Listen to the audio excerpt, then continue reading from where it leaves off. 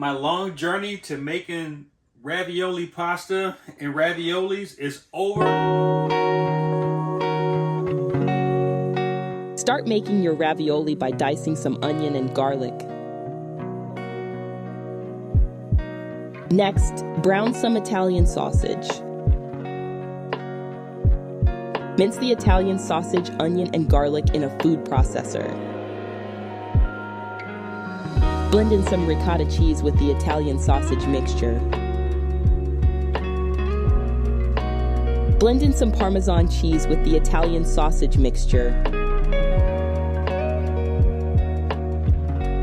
Now the really fun part, making the pasta dough. Put your flour on a clean surface and make a well in the center. Carefully add your eggs to the well and slowly blend them with the flour until the dough starts to come together.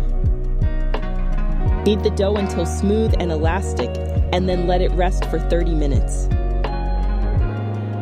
Divide the dough into smaller portions, and then roll it into thin sheets using a rolling pin. Now it's time to assemble your ravioli.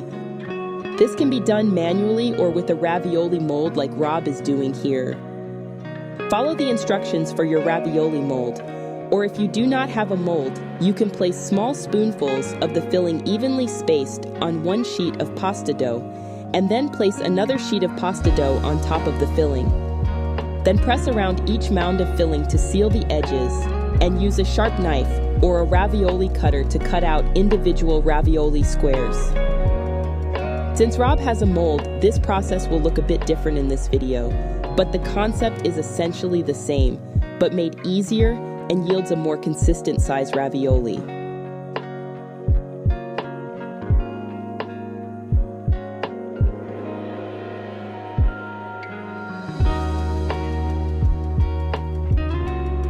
After you have assembled the ravioli, you can lay it in a single layer on a parchment-lined baking sheet until it freezes and store it in the freezer in a freezer-safe container for up to 6 months. Add your fresh or frozen ravioli to boiling water for 3 to 4 minutes, or until they float, and then remove them from the water with a slotted spoon to drain excess water. This ravioli is stuffed with Italian sausage, ricotta, and Parmesan. I put a little bit of onion powder in there, and garlic and onion. This is my first time trying this, so before I do that, I'm going to tell you that I went to Urisco Brewing Company here in Asheville, North Carolina, to find a beer to pair with this dish.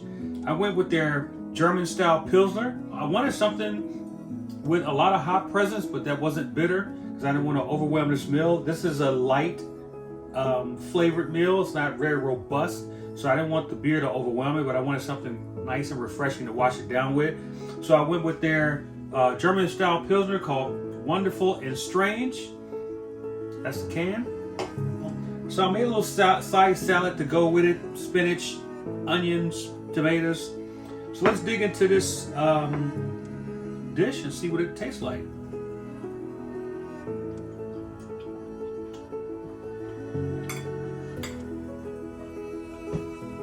Oh, it's delicious. Fresh made pasta is like, there's nothing like fresh made pasta. For the salad, I use my raspberry balsamic vinegar that we sell.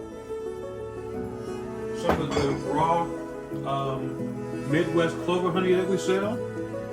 So I'm gonna dig into that real quick. That came out quite nice. Put a little bit too much salt in it, but it's good. And wash it all down with a nice, crisp, refreshing German-style Pilsner.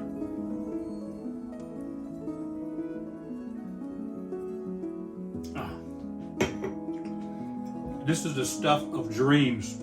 I mean, making your own pasta is very rewarding.